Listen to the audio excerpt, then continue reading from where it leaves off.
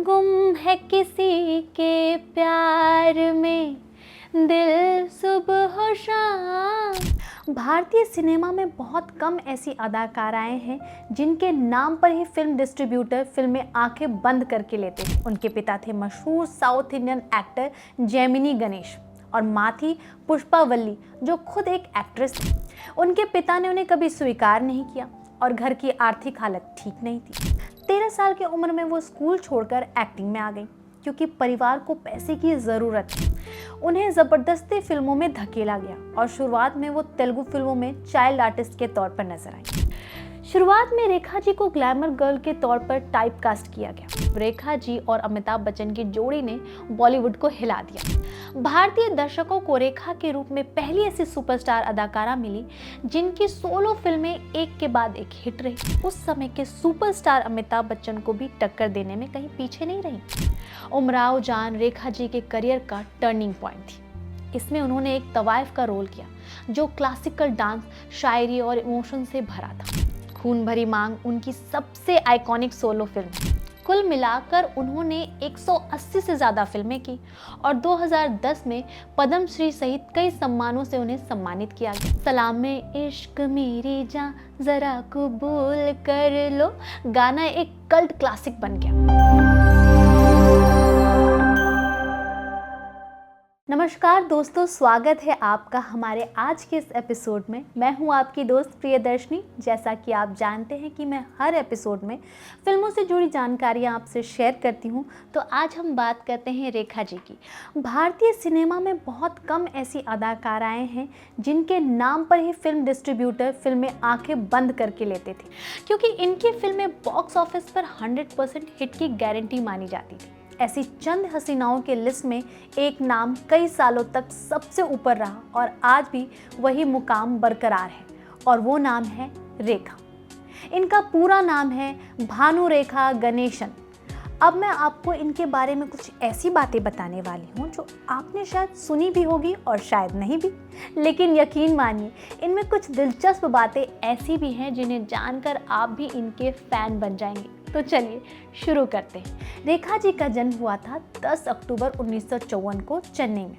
उनके पिता थे मशहूर south Indian actor Gemini Ganesh और माँ थी पुष्पा वल्ली जो खुद एक एक्ट्रेस थी।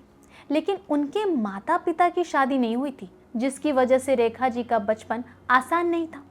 उनके पिता ने उन्हें कभी स्वीकार नहीं किया और घर की आर्थिक हालत ठीक नहीं थी। वो कई सौतेले भाई बहनों के साथ बड़ी हुई और परिवार को सपोर्ट करने के लिए कम उम्र में ही काम शुरू कर दिया। पढ़ाई की बात करें तो रेखा जी ने स्कूलिंग चेन्नई के सेक्रेड हार्ट हाई स्कूल से की, लेकिन सिर्फ 9वीं क्लास तक। 13 साल की उम्र में वो स्कूल छोड़कर एक्टिंग में आ गई क्योंकि परिवार को पैसे की ज़रूरत थी।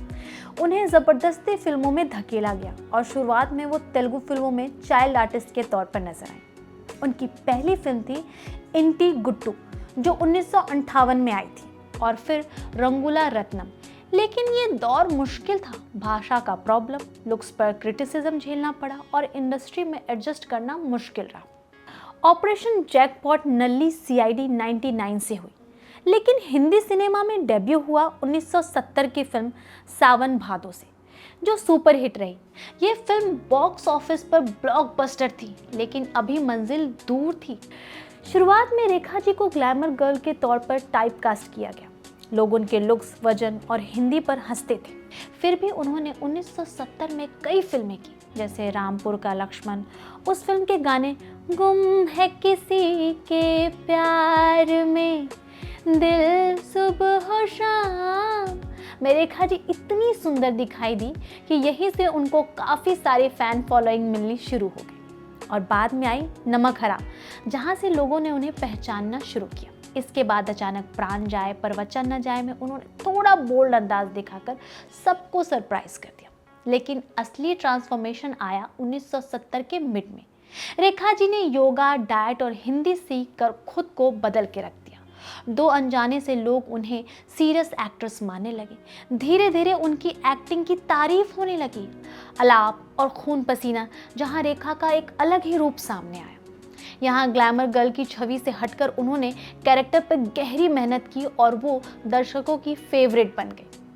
अब आते हैं उस दौर पर जब रेखा जी और अमिताभ बच्चन की जोड़ी ने बॉलीवुड को हिला दिया। उनकी पहली फिल्म साथ में थी दो अनजाने, लेकिन मुकद्दर का सिकंदर उन्हें सुपर हिट पेयर बना दिया। ये फिल्म साल की सबसे बड़ी हिट थी और रेखा जी का सलाम में इश्क मेरी जान जरा कबूल कर लो गाना एक कल्ट क्लासिक बन गया, जिसे आज भी देखकर मज़ा ही आ जाता है। इसके बाद सुहाग, मिस्टर नटवरलाल और सिलसिला जैसी फिल्मों में उनकी केमिस्ट्री कमाल थी। इस पेयर ने रेखा जी को टॉप एक्ट्रेस बना दिया और वो अब हर बड़े डायरेक्टर की चॉइस बन गई। इनके स्टारडम की बात करें तो मुकद्दर का सिकंदर और उसका वो आइकॉनिक डेथ सीन, जिसने सही मायने में रेखा जी को एक नए मुकाम पर पहुंचा दिया। ये वही दौर था जब रेखा अकेली ऐसी अदाकारा बन गई जो उस समय के सुपरस्टार अमिताभ बच्चन को भी टक्कर देने में कहीं पीछे नहीं रही। भारतीय दर्शकों को रेखा के रूप में पहली ऐसी सुपरस्टार अदाकारा मिली जिनकी सोलो फिल्में एक के बाद एक हिट रही।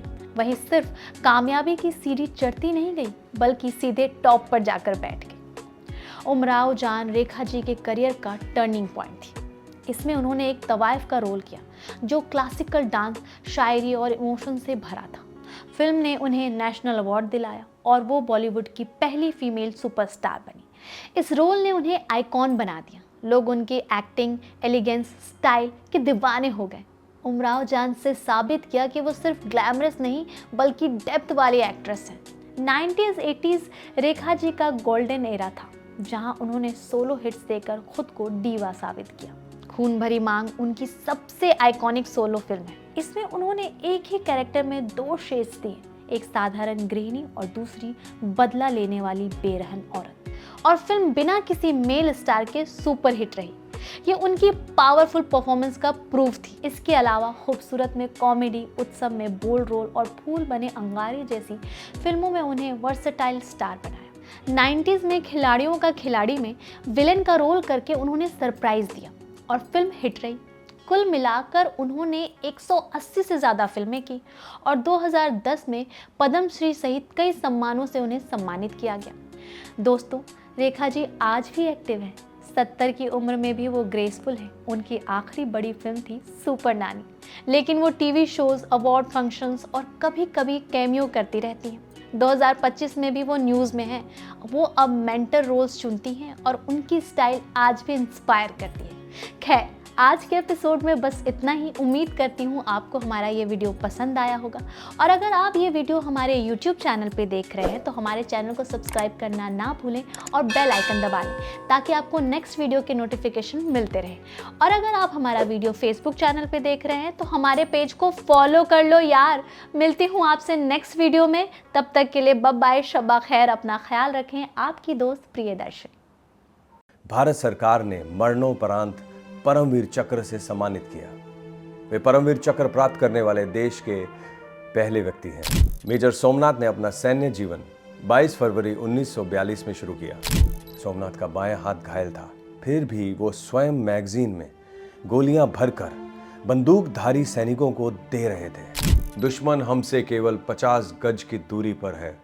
हमारी गिनती बहुत कम रह गई है।